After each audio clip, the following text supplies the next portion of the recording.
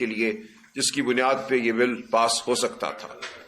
اور آپ جانتے ہیں کہ سینٹ کی تشکیل کیسے دی گئی ہے، 26ویں آئینی ترمیم کیسے پاس کی گئی تھی، ویل چیئر پہ سینیٹروں کو اغوا کر کے پیش کیا گیا تھا۔ کل بھی ایک ایسا سانحہ ہوا، 2 سینیٹروں نے اپنی پارٹیوں سے غداری کی، غداری کی بنیاد پر ایک سیاہ مسودے کو پاس کیا گیا۔ اور یہ سیاہ مسودہ کیا ہے، یہ کیا کہتا ہے؟ پاکستان کے عوام کو یہ بتانا ہمارا فرض ہے، آپ کا فرض ہے کہ یہ ان کی زندگیوں پر، ان کی آبرو پر، ان کے جان و مال پر حملہ ہے۔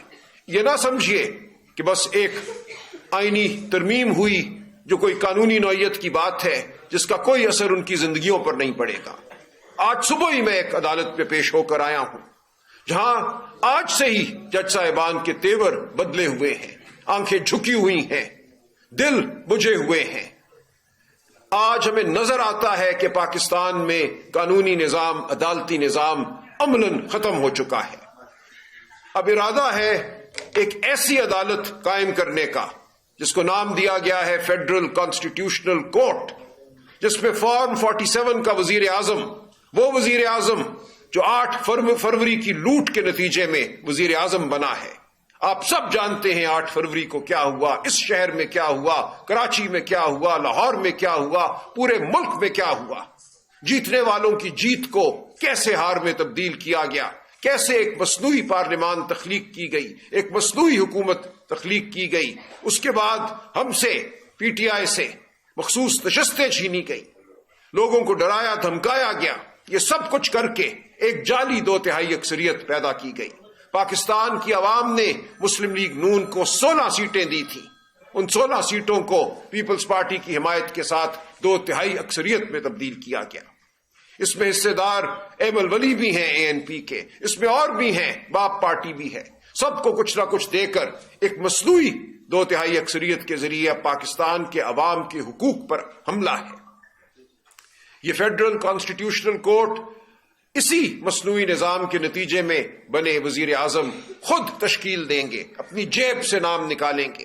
غور سے پڑھیے، یہ ترمیم یہ کہتی ہے کہ پہلا چیف جسٹس اور پہلے جج اس فیڈرل کانسٹیٹیوشنل کورٹ کے وزیر اعظم مقرر کریں گے، وہ نام دیں گے اور صدر ان ناموں کی توثیق کریں گے، نوٹیفیکیشن جاری کریں گے۔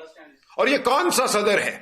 یہ وہ صدر ہے جس کے خلاف مقدمات کی بھرمار کو آپ جانتے ہیں۔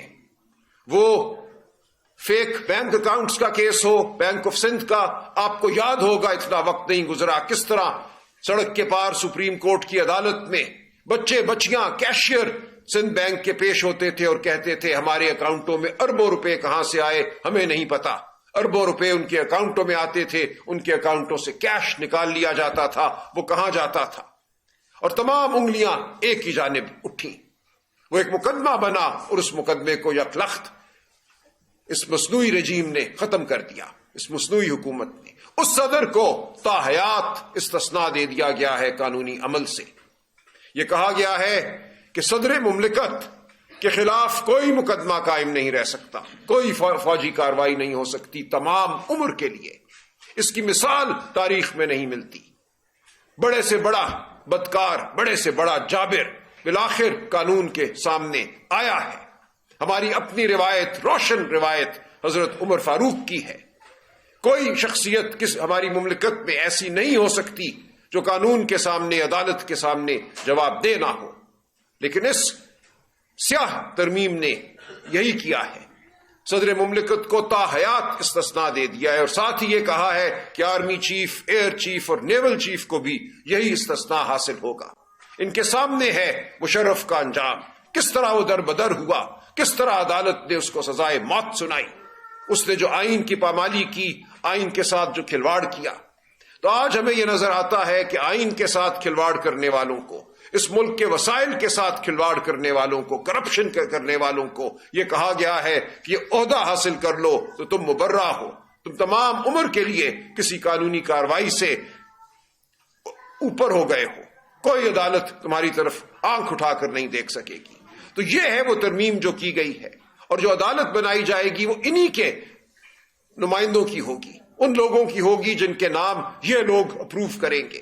وہ جو ہمیں نظر آتے ہیں اور جو پس پردہ کھڑے اصل طاقت استعمال کر رہے ہیں. تو اس نظام نے ایک مصنوعی نظام قائم کیا ہے، قانون کا، عدالت کا، جو طاقت کے تابع ہے، جو جبر کے تابع ہے.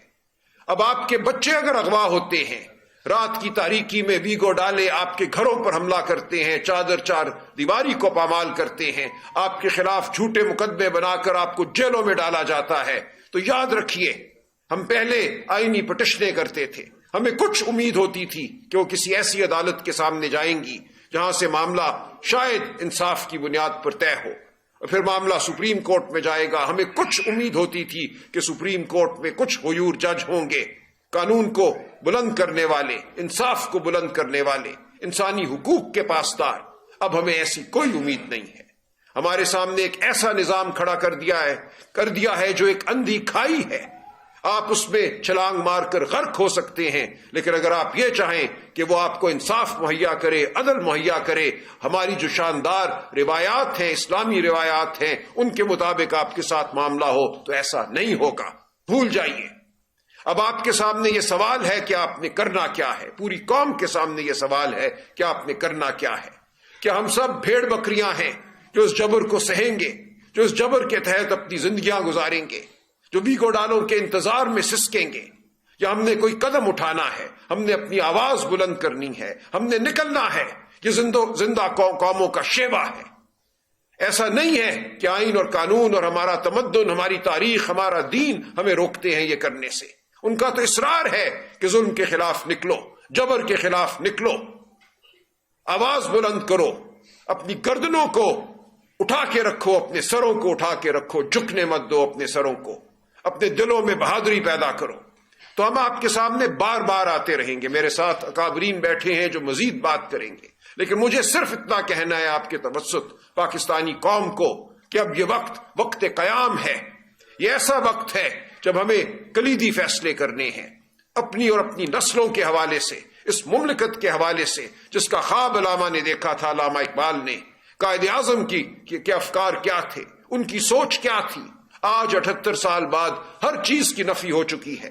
ہم ایک جبر اور آمریت کے نظام میں پھینک دیے گئے ہیں. ہم اس نظام کو قبول نہیں کریں گے. ہم اس کے خلاف کھڑے ہوں گے. جنہوں نے کل غداری کی ان کو عبرت کا نشانہ بنانا اس قوم کا کام ہے. غداروں کو بھی ہم کہیں چھپنے نہیں دیں گے، اور جابر کا ہم مقابلہ کریں گے. جابر کے سامنے ہم کلمہ حق ادا کرتے رہیں گے. علامہ صاحب آپ مزید فرمائیے. بسم اللہ الرحمن الرحیم.